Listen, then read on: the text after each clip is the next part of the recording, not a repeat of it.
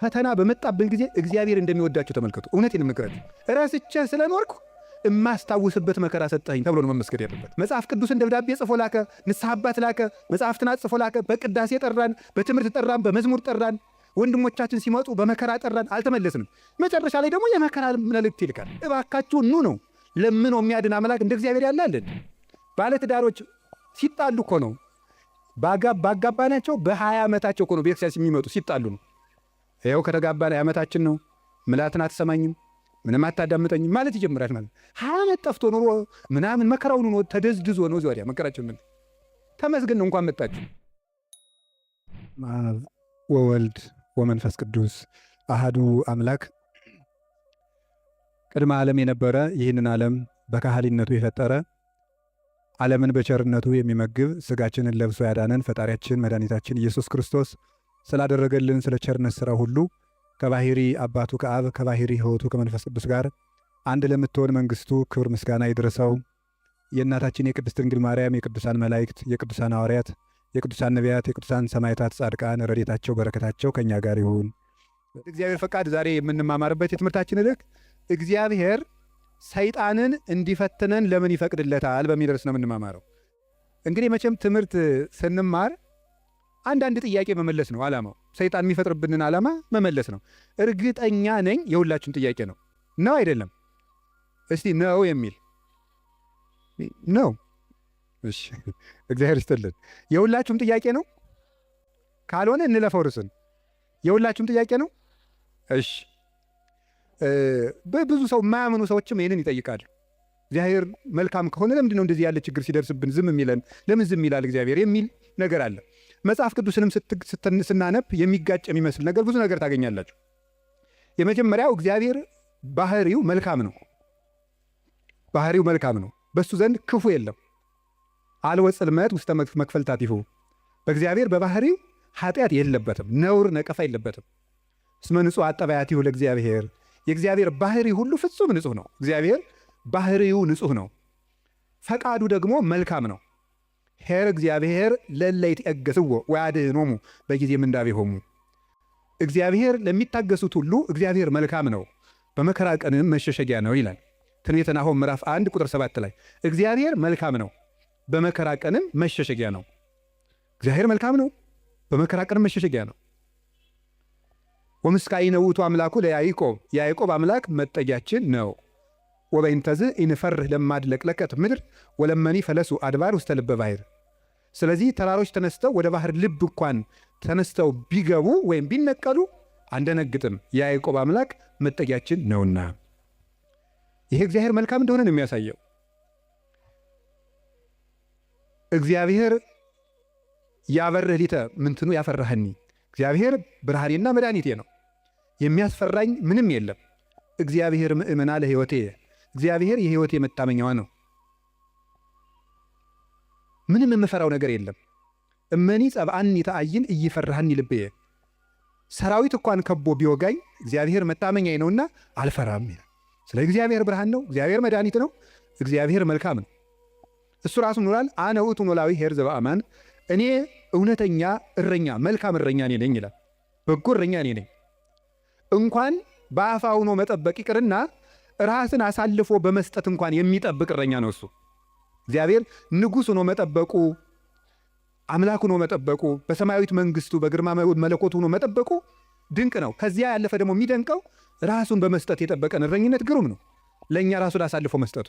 እግዚአብሔር እኔ ቸር እረኛ ነኝ ብሏል። እኔ ቸር እረኛ ነኝ፣ በጎቼም እኔን ያውቁኛል፣ ድምፄንም ይሰማሉ። በእኔ በኩል የሚገባ ይድናል። እኔ በጎች በር ነኝ። ዘዋንታቤ ውእቱ ይድህን። በእኔ በኩል የሚገባ ይድናል። ይበው ወይወፅእ፣ ይገባል ይወጣል። ወይረክም ራእየ፣ መሰማሪያም ያገኛል ይላል። ስለዚህ በጎቼ እኔን ያውቃሉ፣ እኔም በጎቼን አውቃለሁ። አልቦ ዘየሐይደኒዮን እምዴ፣ በጎቼን ከእጄ የሚነጥቃቸውን ከቶ የለም ይላል። እንግዲህ እግዚአብሔር ጠባቂያችን ነው፣ እረኛችን ነው፣ መልካም ነው፣ ቸር ነው። እግዚአብሔር ሰው እንዲጠፋም አይፈልግም። ኢፈነወ እግዚአብሔር ለወልዱ ከመ ይትሐጐል ኩሉ ዓለም አላ ከመ ይሕየው። እግዚአብሔር ዓለሙ ሁሉ እንዲድን እንጂ እንዲጠፋ ልጁን አላከውም ይላል። እግዚአብሔር ዓለም ሁሉ እንዲድን ነው እንጂ እንዲጠፋ አይፈልግም። ቅድምም ብፁዕ አባታችን እንደጠቀሱልን ጢሞቴዎስ ምዕራፍ 2 ቁጥር 1 ላይ ሲናገር ዘይፈቅድ ይሕየው ኩሉ ዓለም ዘአነ ቀዳሚሆሙ ለኃጥአን የኃጥአን መጀመሪያቸው የምሆን እኔንም ጨምሮ ዓለም ሁሉ እንዲድን የሚወድ እግዚአብሔር ይላል ቅዱስ ጳውሎስ። ዓለም ሁሉ እንዲድን የሚወድ እግዚአብሔር የሚወደው ዓለም ሁሉ እንዲድን ነው። ወይኩን ፈቃድከ እንላለን። ፈቃድህ በሰማይ እንደሆነች እንዲሁም በምድር ትሁን እንላለን። ቅዱስ ዮሐንስ አፈወርቄን ሲተረጉም ፈቃዱሰ ለእግዚአብሔር ድኅነተ ዓለም ውእቱ ይላል። ፈቃድህ ይሁን እያልን እንጸለያለን። ፈቃዱ ምንድን ነው ይልና የእግዚአብሔር ፈቃዱ ዓለም እንዲድን ነው ይላል። ሰዎችን ሁሉ ይወዳል፣ ለፍጥረት ሁሉ ይራራል እግዚአብሔር። ፍጥረትን እግዚአብሔር እንኳን እሱ ይቅርና ቅዱሳን ቸሮች ናቸው። የቅዱሳን ቸርነት ከሰው አንሶ እስመ ነፍሰ ጻድቅ ይትራራ ላዕለ ነፍሰ እንስሳው የጻድቅ ሰው ነፍስ ለእንስሳ እንኳን ይራራል ይላል። ጻድቅ ለእንስሳ እንኳን የሚያዝን ነው። እግዚአብሔርን ተውት። አንድ ሰው እግዚአብሔርን መምሰል ሲጀምር ለእንስሳ እንኳን የሚያዝን ይሆናል። ለእንስሳት የሚያዝን ይሆናል። ዛሬም ድረስ አሉ ለእንስሳት የሚያዝኑ። በገጠር ያሉት ያዝናሉ። የከተማው ሰው እንጃ ያላውቅም፣ ከተማ ስለማልኖር። የገጠር እናቶች ጤፍ እንኳን ሲያበጥሩ ለወፎቹ ይተውላቸዋል፣ እንዲለቅሙ ይተውላቸዋል። ለዝንጀሮ ይተዋል። በኦሪት ዘዳግም ማለት ቃርሚያ በቃረምክ ጊዜ አዝመራህን ጨርሰህ አትጨደው፣ ለድሃና ለአውሬ ተው ተብሏል። ርኅራኄ የብሉይ ኪዳንም የአዲስ ኪዳንም አስተምሮ ነው። ጥጃውን አርደህ በእናቱ ወተት አትቀቅለው ይላል። የቸርነት ሥራ ነው ይሄ። ርኅሩሁን ነው። በእናትና በልጅ መካከል ገብተህ ጭካኔን አታድርግ ማለት ነው። እናትና ልጅን መለየት ጭካኔ ስለሆነ እግዚአብሔር እንኳን ለሰው እናትና ልጅ ይቅርና ለእንስሳት እናትና ልጅነት የሚያዝን ርኅሩህ ነው እግዚአብሔር። ለእንስሳቱ ርኅራኄ ሰርቶላቸዋል። አህያውን ያለመጠን እንዳይጭኑት ስራ ተሰርቷል እግዚአብሔር። በሬና በሬ እንዳይዋጋ ስራ ተሰርቷል። አንዱ በሬ የአንዱን በሬ ወግቶ እንዳይገድል ኦሪት ዘጸአት ምዕራፍ 21 ላይ እንደተጻፈ እንደ ስለዚህ እግዚአብሔር ለእንስሳት እንኳን እንድናዝን ፈጥሮናል። ለሁሉ ልክ መልክ ሰጥቶ ነው የፈጠረ እግዚአብሔር። ሁሉም እንኳን እሱ የእሱ ቅዱሳን እንኳን ቅዱሳን እሱ የፈጠረው ፍጥረት እንኳን መልካም ነው። 6 ቀን የፈጠረው ፍጥረት ሁሉ ወሬ እግዚአብሔር ከመሰናይ እግዚአብሔርም ያ መልካም እንደሆነ አየ እያለን የደመደመው የፈጠረው ፍጥረት ሁሉ እግዚአብሔር መልካም ነው። እንግዲህ እግዚአብሔር መልካም ከሆነ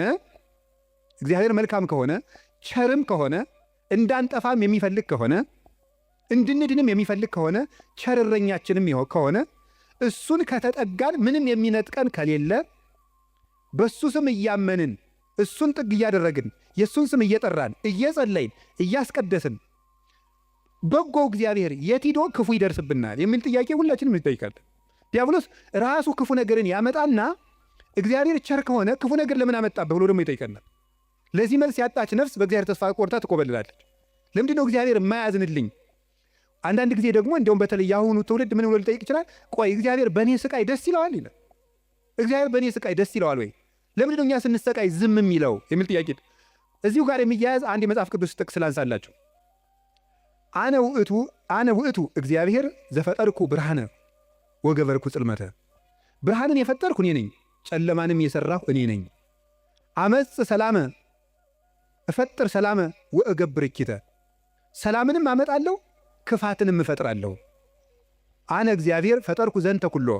እኔ እግዚአብሔር ሁሉንም ይሄንን ፈጠርኩ ይላል ትንቢተ ኢሳይያስ ምዕራፍ 45 ቁጥር 6 ላይ እኔ እግዚአብሔር ሰላምን አመጣለሁ ክፋትን እፈጥራለሁ፣ ብርሃንንም ፈጥሬአለሁ ጨለማንም ፈጥሬአለሁ ይላል።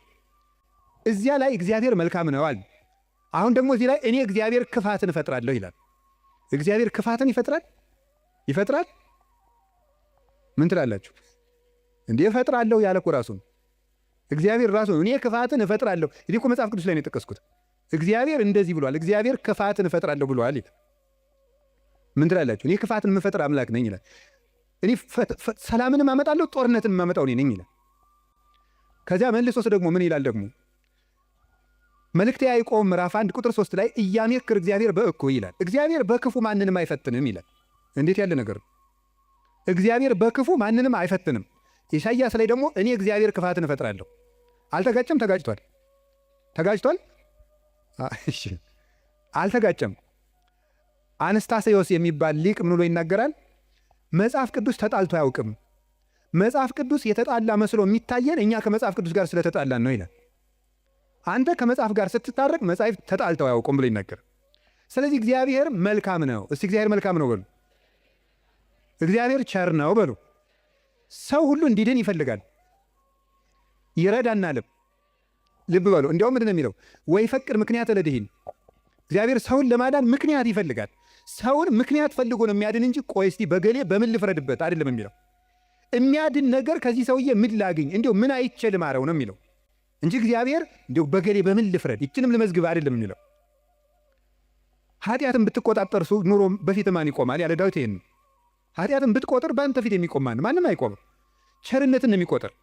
እግዚአብሔር ሰውን ለማዳን ተግቶ የሚሻ አምላክ መሆኑን የምታዩት ሰውን ለማዳን ወርቅ እፈልጋለሁ ቢል ኖሮ ወርቅ ስንት ሰው ይኖረዋል? እግዚአብሔር ግን ሰውን ለማዳን እስከ ውሃ ዝቅ ያለ አምላክ ነው። ቀዝቃዛ ውሃ የሰጠ ይድናል አለ። ምን ማለት መሰላችሁ? እስከ ትንሹ ነገራችሁ ድረስ እናንተን ለማዳን እወርዳለሁ። ውሃ ማንም ሰው ሊያገኘው የሚችለው ነው። ሌላ መንፈሳዊ ትርጉም አለው። ውሃ የሰጠ የተባለ ይላል ቅዱስ ቄርሎስ። ሰው ምንም ነገር ቢሰጥ በእግዚአብሔር ዘንድ ውሃ ነው። አካልህን እንኳን ለእግዚአብሔር ቆራርጠ ለሰማዕትነት አሳልፈ ብትሰጥ ለእግዚአብሔር ግን ውሃ እንደ መስጠት ነው። ምክንያቱም ያ አካል የራሱ ነው። እግዚአብሔር ደግሞ ለአንተ ያደረገልህ ነገር ያንተ አካል ቢቆራረጥ እንኳን የማይመጥን ነው። ስለዚህ ለእግዚአብሔር ምንም ነገር ብንሰጥ ውሃ ነው። አካል እንኳን መስጠት ቢሆን ውሃ ነው። እንደዚያ ከሆነ እግዚአብሔር እንደዚህ ያለ መልካም አምላክ እንዲህ ያለ መልካም አባት ከሆነ ለእኛ የሞት አምላክ አኮ በመላክ አኮ በተንባል መልአክ ልኮ አማላጅ ልኮ ሳይታረቀን ራሱ መጥቶ ከታረቀን እስከዚህ ድረስ ሰው የሚወድ አምላክ ከሆነ ለምንድን ነው እግዚአብሔር ክፉ የሚያመጣብን የሚል ጥያቄ ይኖራል። እግዚአብሔርስ በክፉ ይፈትናል ወይ? መልሱ አይፈትንም ነው። እስኪ አይፈትንም በሉ። እግዚአብሔር በክፉ ይፈትናል አይፈትንም? እግዚአብሔር ክፉ ይፈጥራል አይፈጥርም? እስኪ ንገር፣ ይፈጥራል አይፈጥርም? አይፈጥርም። እግዚአብሔር እንዴ እፈጥራለሁ ብሎ አላልክም ቅድም ልትሉ ትችላላችሁ። እግዚአብሔር ክፉ አይፈጥርም። ታዲያ ምን ማለት ነው? ክፉ ሲመጣ ዝም ይላል ነው። እስኪ በሉ ንገሩ እንጂ ክፉ ሲመጣ እስኪ ለምሳሌ እንዲህ የሚል ነገር አለ። ሮሜ ምዕራፍ 13 ቁጥር 1 ላይ እስመ ይሰየም መኮንን ዘእንበለ ዘእምኀበ እግዚአብሔር ይላል። ያለ እግዚአብሔር ፈቃድ ባለስልጣን አይሾምም ይላል። በደንብ ስሙ። ያለ እግዚአብሔር ፈቃድ ምን አይሾምም? እና እንግዲህ ሁሉም ባለስልጣን እግዚአብሔር እየፈለገ ነው የሾመው ነው? አዎ አይደለም? ሁሉም ባለስልጣን ማለት ነው። እንደው የዛሬዎችን መገምገም ከፈራችሁ የድሮዎችን ገምግሙ፣ ችግር የለም። እውነቴን እኮ ነው ማለት ነው። ቢያንስ የድሮዎቹ መጥተው ምንም አያደርጉንም ማለት ነው። ስለዚህ የድሮዎቹን መገምገም ትችላላችሁ። እና እንደ ሁሉንም እግዚአብሔር የወደደ የተሾሙ ናቸው። ምን ይመስላችኋል? ይሄ እግዚአብሔር ክፉ ነገር ሲመጣ ይፈቅዳል ነው። እስቲ ይፈቅዳል በሉ። ይፈቅዳል የሚለው ነገር ፈቃድ እግዚአብሔር የሚባለው ሁለት ትርጉም አለው። ፈቃድ እግዚአብሔር የሚባለው አንደኛው ውዴታ ነው። ሁለተኛው ደግሞ ይሁን ማለት ነው። የእንግሊዘኛ ቃላትን ለመጠቀም ይቅርታ አድርጉልኝ፣ ልጠቀም ነው ገና ስለ ቅርብ ለማድረግ ለእናንተ እንዲመቸኝ ነው። የመጀመሪያው ምን ይባላል? ፐርሚሽን ይባላል። እስቲ ፐርሚሽን በሉ እንጂ። ሁለተኛው ዊል ይባላል። እስቲ ዊል በሉ። እሺ ፐርሚሽን ማለት ምን ማለት ነው? እናንተ ኃጢአት ስትሰሩ እኔም ስሰራ እግዚአብሔር ይፈቅድልናል። ምን ማለት ነው ይሄ? ይፈቅድልናል ማለት እግዚአብሔር እኔ ኃጢአት ስሰራ ደስ ይለዋል ማለት ነው። ይሄ ምን ለሚባለው ፐርሚሽን ይባላል። ስራ ከጠቀመህ ስራ ነው። ኃጢአት አይጠቅምህም ብዬ ነግሬሃለሁ፣ ይጠቅመኛል ካልክ ስራ ብሎ ይተውሃል ማለት ነው። መተው እሱ ፐርሚሽን ይባላል። ያሰናብተናል። ስለ እግዚአብሔር ክፋት እንዲሰራ ያደርጋል ማለት ክፋት እንዲሰራ ሰዎችን ይተዋቸዋል፣ እንዲሰራ ያደርጋል። ዊል የሚባለው ደግሞ ወዶ የሚሰራውን እግዚአብሔር እንድንጸልይ ይፈቅዳል በሉ፣ እንድንጾም፣ እንድንጸድቅ፣ እንድንታረቅ ይሄ ፈቃድ ነው ይባላል። ይሄ ፈቃድ ማለት ውዴታ፣ ወዶ የሚያደርግልን ነገር። ገብቷችኋል? ልዩነቱ ገብቷችኋል? እሺ ይፈቅዳል ማለት የመጀመሪያው ፈቃድ እግዚአብሔር ነው ይላል። ዝም ብሎ ምንድነው ፈቃድ እግዚአብሔር? ያለ ፈቃድ እግዚአብሔር ባለስልጣናት አይሾሙም ማለት ከየት ነው የምታስገቡት? ክፉ ሰዎች ሲሾሙ ምን ይላቸዋል ነው? ዝም ይላቸዋል ነው፣ ይተዋቸዋል ነው እንጂ ሰዎቹን ናማ እናቴ የተሾምና ሰውን ጨርስልኝ አይላቸው። እግዚአብሔር እንደዚያ ብሎ ይሾም ማለት አይደለም። እንደዚያ ሳይሆን የሚያደርገው እግዚአብሔር ክፉዎች ሲሾሙ ዝም ይላል። ለምንድን ነው ዝም የሚለው? እግዚአብሔር ነው ክፉ ነገር ሲመጣ። ስለዚህ ክፋትን እፈጥራለሁ ማለቱ ክፉ ሲመጣ ዝም እላለሁ ነው። ወይም ምን ማለት መሰላችሁ? የእግዚአብሔር እጅ አጥር ነው፣ ጠባቂ ነው፣ ረድኤት ነው። የእግዚአብሔር እጅ በእግዚአብሔር ለመጠበቅ ያልተገባን ሆነን ስንገኝ እግዚአብሔር አጥሩን ያነሳዋል። ያልተገባን ሆነን ስንገኝ አትጠብቀኝ ስንል ማለት ነው። ምን ማለት መሰላችሁ? መዝሙረ ዳዊት ላይ እንዲህ ይላል። መዝሙር 9 ላይ ውሃ ኮ ሀጥለ እግዚአብሔር ኃጢአተኛ ሰው እግዚአብሔርን አወከው ይላሉ ሊቃውንቱ። አወከው ማለት ነው እንዳይምረው ኃጢአት ይጨምራል፣ እንዳይቀስፈው ጥቂት ጽድቅ ይሰራል። ማታ መዝሙር ቀን ዘፈን እንደማለት እያቀላቀለ እግዚአብሔርን አወከው። ወይም ደግሞ ኃጢአተኛ ሰው እግዚአብሔርን አነሳሳው ይላሉ አባቶቻችን። እንደ ደረቅ ሰው ይላሉ። እንደ ደረቅ ሰው እንደው ጣይም አድርጌው ነው እንጂ ሌላ ነው የሚል አንድምታው። ደረቅ ሰው ምን ማለት መስላችሁ? አቅም የሌለው ሰው እኔ አንተ ሰው ረፍ ብያለሁ ሲለምናል ወንድ እስኪ ነካኝ ወተት ነው እንጂ ደም አይወጣኝ የሚል ይሄ ማለት ነው። አቅም የለው ግን ደረቅ የሆነ ማለት ነው። በሉኝ የሚል ማለት ነው። ኃጢአት እየሰራ በየቀኑ ለእግዚአብሔር የመቅሰፍት ጨንገር የሚያቀብለው ሰው ማለት ነው። ቅሰፈኝ እያለ እግዚአብሔርን መቅሰፍት የሚለምን ሰው አለ ነው። እግዚአብሔር የመዳን ዕድል የመስተካከል ዕድል በሰጠው ቁጥር እየተበላሸ ለእግዚአብሔር የቁጣ በትር የሚያቀብለው ሰው፣ ለዚህ ሰው እግዚአብሔር የጥበቃ ረድኤቱን ያነሳበታል። ልቡ እንዲስተካከል የሚያራራውን የሚገስጸውን ረድኤቱን ሲያነሳው ልቡ ይደነድናል፣ ጨካኝ ይሆናል፣ ያሰናብተዋል። ያን ጊዜ ሰዎች በሙሉ አራዊት አጥር ሲነሳላቸው በተከፈተ ቤት ውስጥ ገብተው እንደሚሰለጥኑት ሁሉ እግዚአብሔር ረድኤቱን ከኛ ላይ ሲያነሳ አራዊት የሆኑ ሰዎች በስልጣን ሊሆን ይችላሉ፣ በጭካኔ ሊሆን ይችላሉ፣ መጥተው እንዲሰለጥኑ ያደርጋቸዋል ማለት ነው። በሰው ላይ እንዲሆኑ ያደርጋቸዋል እንደተባለው ማለት ነው። አንድ ዲያቆን ነው አይደል የተባለው መቅደስ ውስጥ ቅዱስ ጳውሎስን መልእክት ማንበቡን ትቷሉ የኢዮብን መጽሐፍ ያነባል አሉ። እንዲያው እኮ ይገርማል። እና የሚያነበው ደግሞ አነግስ ብእሴ መደለው የሚለውን ነው። አፄ ቴዎድሮስ እያስቀደሱ ነው ይባላል። ጨካኝ ንጉሥ አነግሳለሁ የሚለውን ነው የሚያነበው። ጨካኝ ንጉሥ አነግሳለሁ ብሏል እግዚአብሔር የሚለውን ያነባል። ምን ብለው ጨመሩበት እሳቸው? ቀጥሎ ያለውን እሱ ግን አይላትም አውቆ በይንተ ከህዝብ የሚለውን ጨምረው እንጂ አሉት አሉ። ስለ ህዝቡ ክፋት የሚለውን ጨምረህ አነበው አሉት። ስለምኑ ክፋት ነው? ስለ ህዝቡ ክፋት ነው።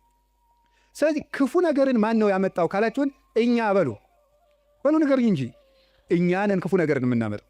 እግዚአብሔር ክፉ ነገርን አመጣለሁ ማለት ክፉ ነገር ሲመጣ ዝም እላለሁ አሰናብተዋለሁ ማለት ነው። ፈርዖን በእስራኤል ላይ እንዲሰለጥን ዝም እለዋለሁ አሰለጥነዋለሁ። ለምንድን ነው እግዚአብሔር ክፉ ነገር እንዲመጣብን የሚፈቅድ? አይወደንም፣ ይወደናል። አይፈልገንም፣ ይፈልገናል። አያዝንልንም፣ ያዝንልናል። እና ግንሳ ምን ሆነ?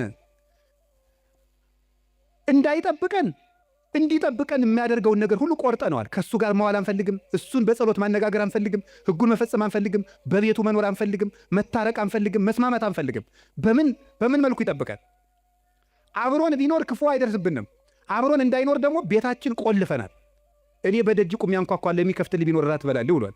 የምንከፍተው እኮ ደጃፋችን መስኮታችን አይደለም፣ ልብ ነው ደጅ ያለው። ያን መክፈት ይጠበቅብናል። በየት ይግባ ክርስቶስ እኛ ጋር ለመግባት? ስለዚህ እንዳይጠብቀን ስናደርግ ክፉ ነገሮች ወደኛ ይመጣሉ። እንደ ቅዱስ ዮሐንስ አፈወርቅ ደግሞ አነጋገር እግዚአብሔር ክፉ ነገር ወደኛ የሚያመጣው አስፈራርቶ ወደ ቤት ለማምጣት ነው ይላል። ምን ለማድረግ ነው? በሉ ንገሩኝ እንጂ። አቤት አስፈራርቶ ወደ ቤት ለማምጣት። ይሄንን ቅዱስ ዮሐንስ አፈወርቅ በምን ይመስለዋል? ልጇ ቁማር እየተጫወተ ባስቸገራት እናት መስሎ ያስተምራል። ቁማር የዛሬውን ቁማር እኔ አላውቅም። የድሮ ሁሉ ቁማር አለ። ምን ግጫ ምናምን ቅልቦሽ የሚባል አለ በገጠር። ይሄ ገበጣ በጣም ብዙ አለ። በቃ የቁማር አይነት የገጠር ቁማር ነው። እረኞች የሚጫወቱ በቁልፍ በምናምን ነው። ያን እየተጫወተ ሲያስቸግራት ምን ታደርጋለች ይችላል? ማስክ የለበሱ የሚያስፈራሩ ጎልማሶችን ከጎረቤት ትልክበታለች ይችላል። ሕፃን ሆኖ እያካስቸግራት የሚሉ ሰዎች ትልክበታለች። ያ ሕፃን ልጅ በእነዚያ ተስፈራርቶ ምን እንዲያደርግ ይመስላችኋል? እየሮጠ ወደ እናቱ ቤት እንዲመጣ ነው። እንደዚያ የምታደርጉ እናቱ ልጇን ጠልታ ሳይሆን ልጇ ከዚያ ነገር እንዲወጣ የሚያስፈራሩ ሰዎችን ትልክበታለች። እግዚአብሔር ክፉ ነገሮች ወደኛ ሲመጡ ዝም የሚላቸው ዋናው ምክንያት ምንድን ነው ሲባል እነዚያ ነገሮች እንኳን ቢሆን አስፈራርተውን ቃል እግዚአብሔር ስላልመለሰን፣ ምክር ስላልመለሰን፣ ንስሐ አባት ስላልመለሰን፣ መጽሐፍ ስላልመለሰን፣ ስብከት ስላልመለሰን፣ ምንም ነገር ስላልመለሰን ቢያንስ የሚያስፈራሩ ነገሮችን እንኳን መጥተው ወደ ቤቴ ቢመጡ ብሎ ነው። አይታችኋል አይደለም? አሁን በኮቪድ ጊዜ ሰው እግዚኦ ማረነ ክርስቶስ እንደ የዚያን ጊዜ እኮ ታምር እኮ ነው፣ ታምር ነው። እኔ እንደውም ይገርማቸዋል። አጠቃላይ እኔ የዚያን ጊዜ አንድ ጊዜ በኮቪድ ጊዜ አንድ ወረዳ ገጠር ወረዳ ላይ ሄጄ ነበርና መነኮሳት ጓደኞች አሉኝ አባቶች፣ የወረዳው ካቢኔ በሙሉ ንስሐ ገባ ከነሱ። እንደው ሁልጊዜ ኮቪድ በሆነ አልኩኝ እኔ እንደው ካቢኔ ሁሉ ንስሐ እንዲገባ እንደው ኮቪድ ትንሽ ቆየት ባለ ያስብላል በእውነቱ ማለት ነው። አሁን ሰው ይውላችሁ እግዚአብሔር የሚያስፈራረው ነገሮችን የሚልክብን ለዚህ ነው።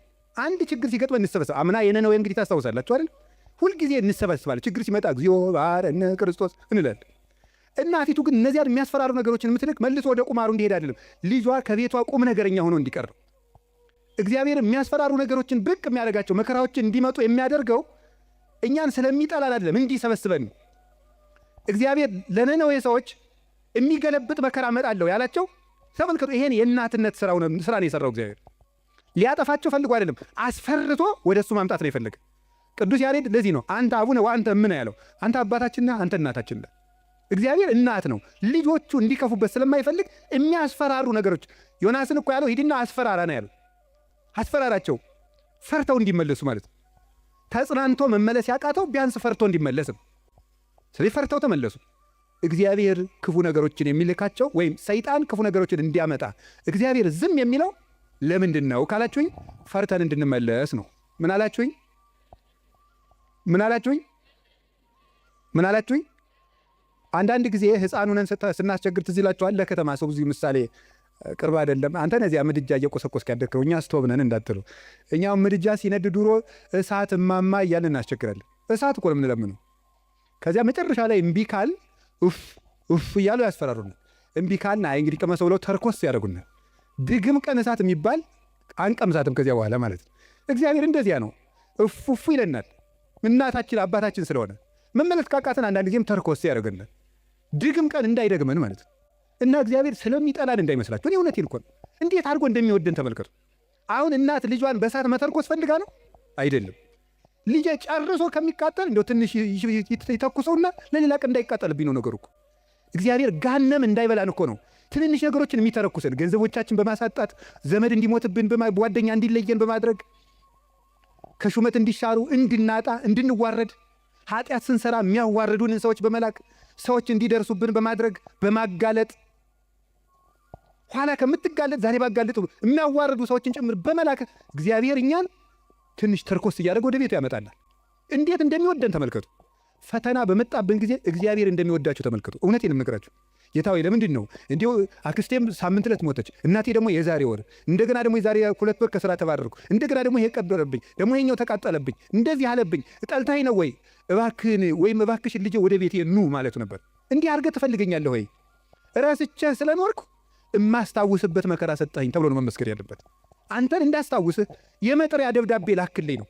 መጽሐፍ ቅዱስን ደብዳቤ ጽፎ ላከ፣ ንስሐ አባት ላከ፣ መጽሐፍትን ጽፎ ላከ። በቅዳሴ ጠራን፣ በትምህርት ጠራን፣ በመዝሙር ጠራን። ወንድሞቻችን ሲመጡ በመከራ ጠራን፣ አልተመለስንም።